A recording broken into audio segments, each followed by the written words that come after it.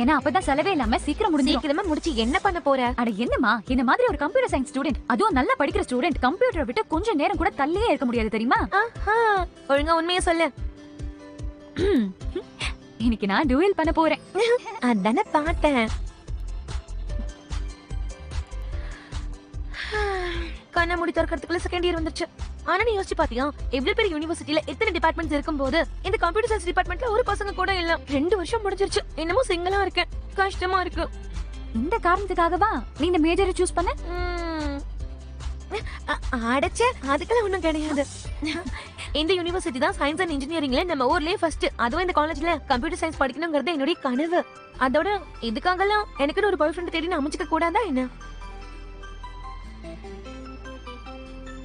அதோ அங்க இருக்கு. சீக்கிரம் வா வா வா. அப்படியா?